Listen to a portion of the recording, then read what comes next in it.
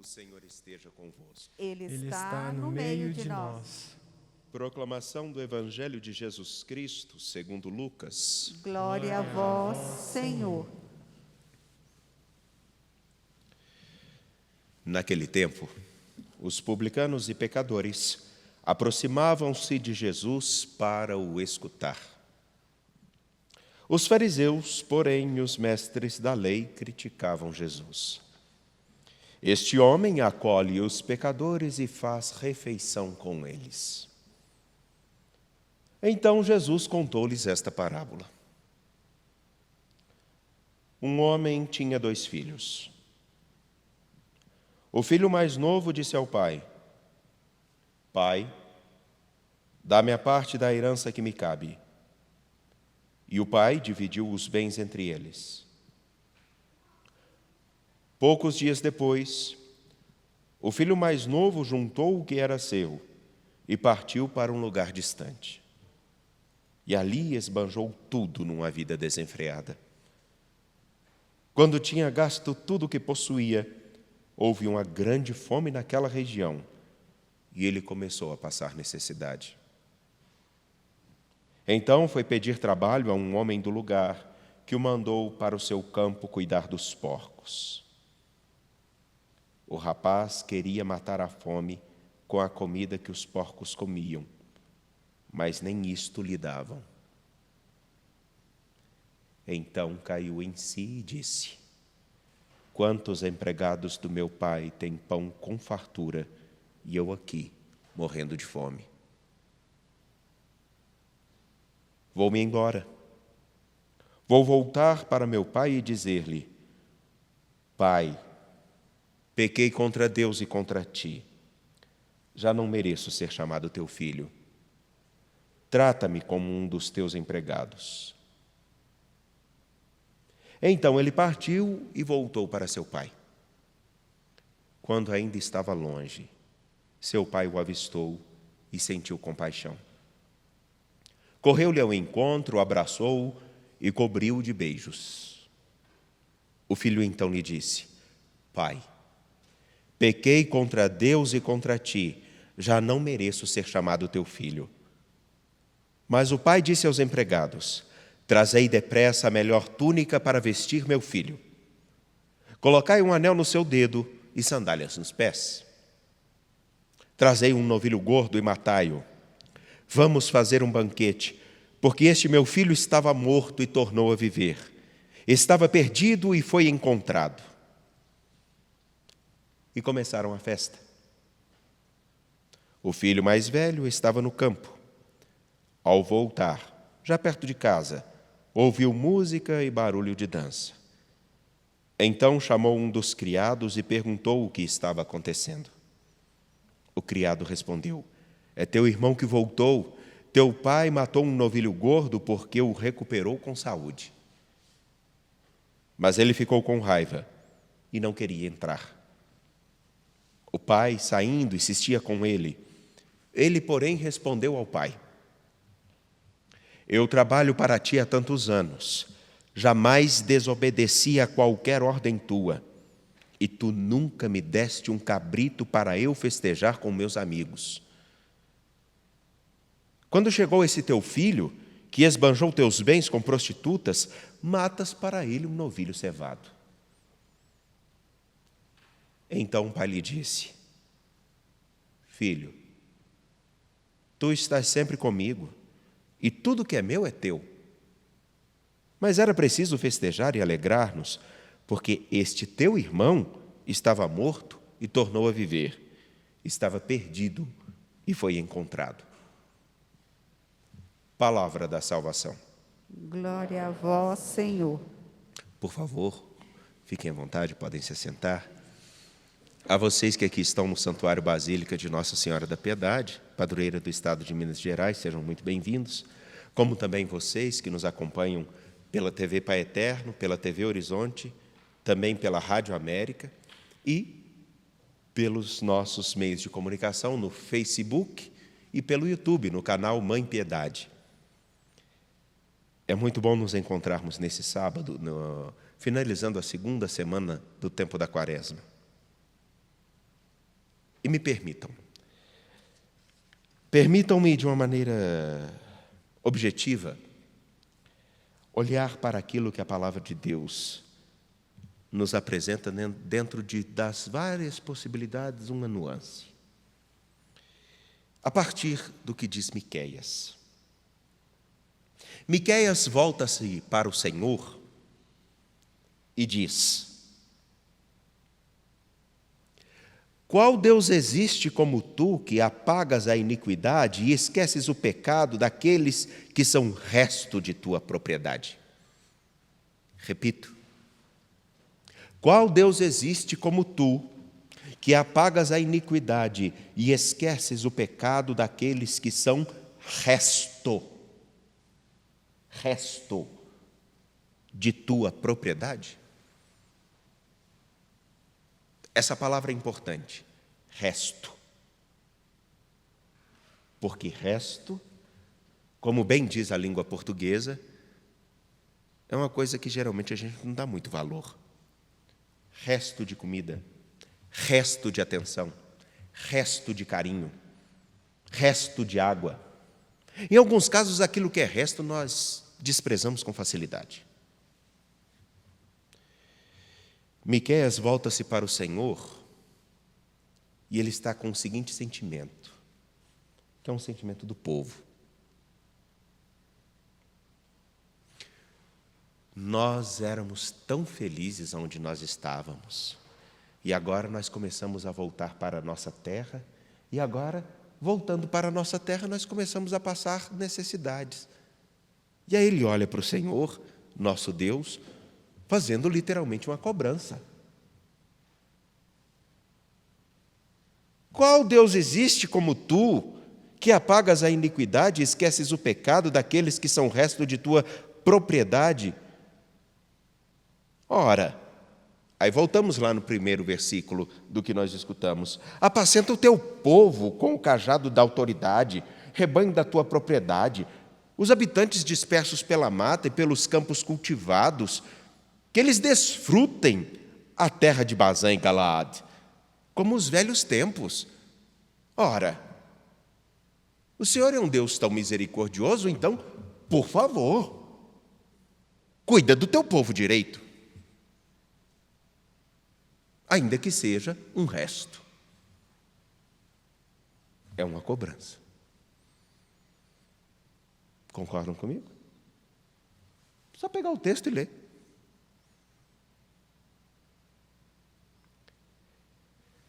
Mas o Senhor, Ele é indulgente, Ele é favorável, como diz o Salmo. Deus é muito bom para conosco. Deus é bom demais.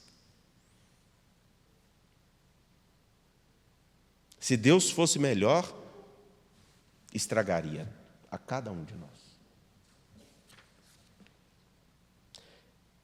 E a imagem do que Miqueias apresenta é uma cobrança por parte do homem. Que Deus cuide do seu povo. Que Deus cuide de nós. Que Deus tenha misericórdia.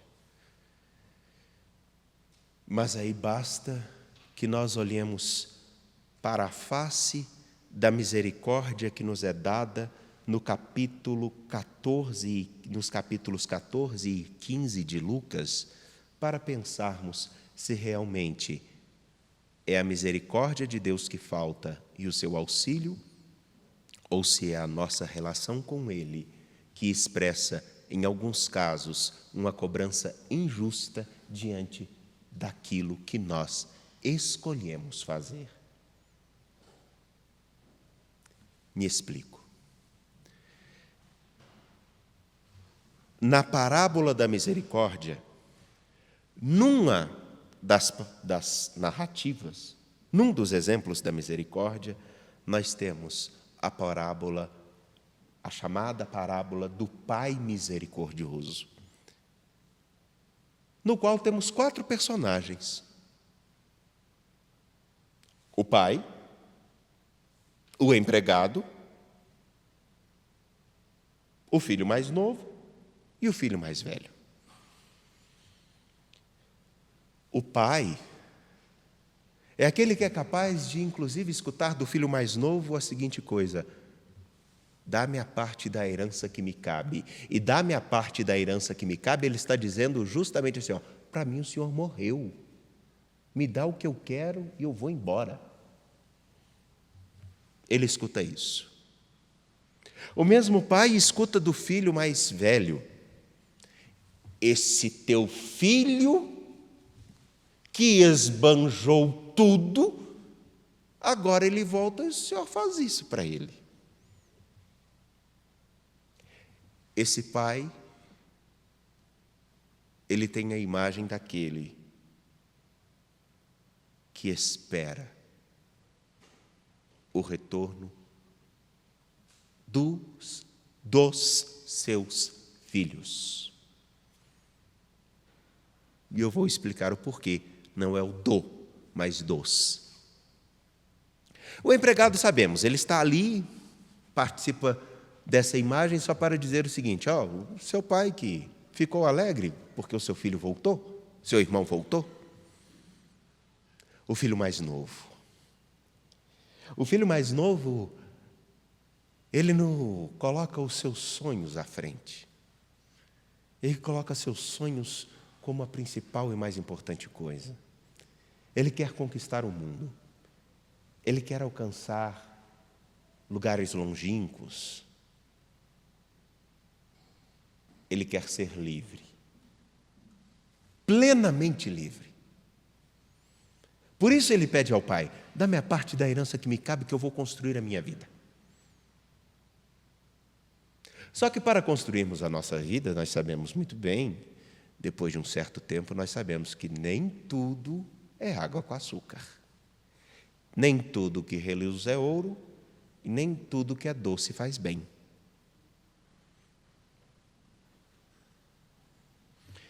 Ele pede a herança, vai embora, perde tudo que tem, tudo. Agora, o problema é que nós entendemos que ele perder tudo significa perder o dinheiro, mas vejam, ele não tem roupa, ele não tem o anel, que é a identidade de que ele pertence a uma família, ele não tem sandálias, ele não tem o que comer, ele não tem nem a si próprio.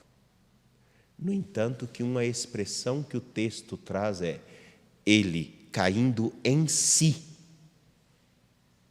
Caindo em si significa ele olhar para si com verdade e sem medo e reconhecendo como ele está. Uma postura que caberia a todos nós todos os dias, buscarmos cair em nós mesmos para vermos como nós estamos vivendo cada dia. Sem julgamentos moralistas, mas com verdade.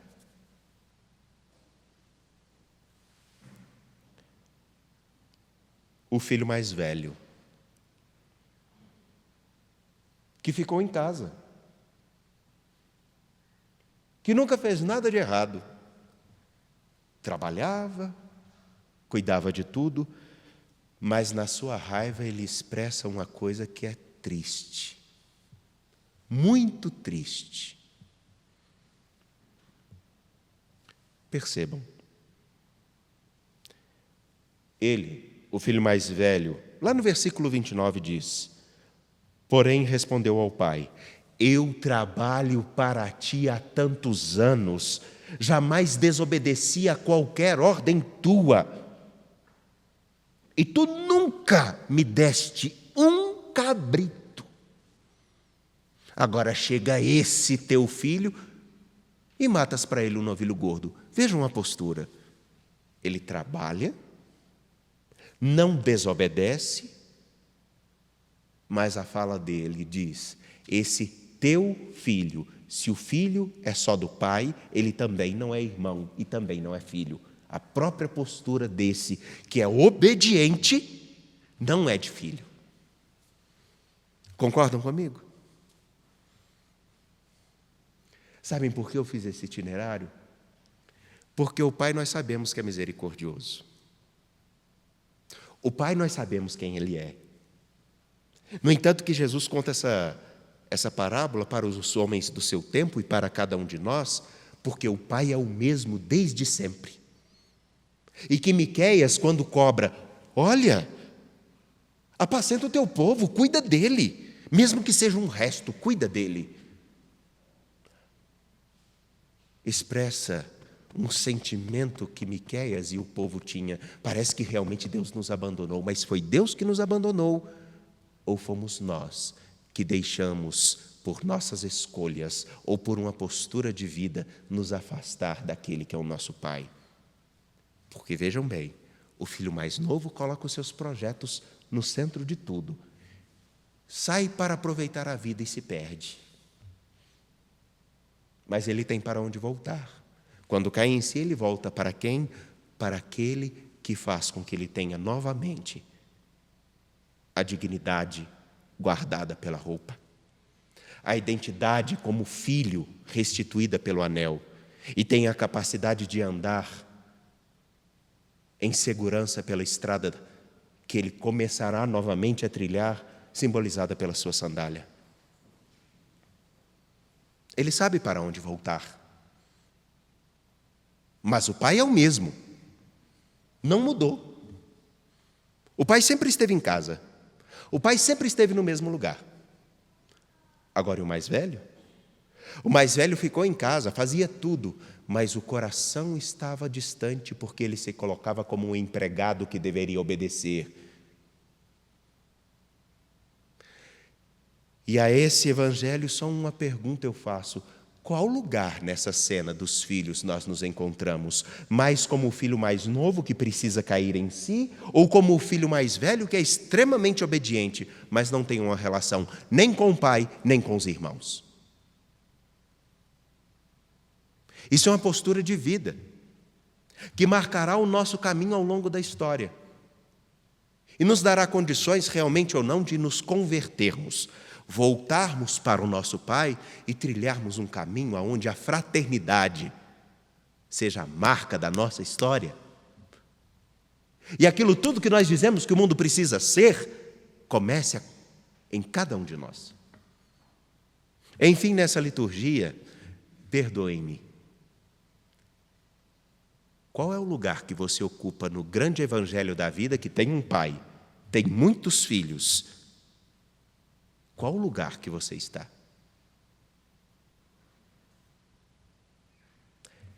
E eu lembro que nenhum dos dois lugares é plenamente perfeito.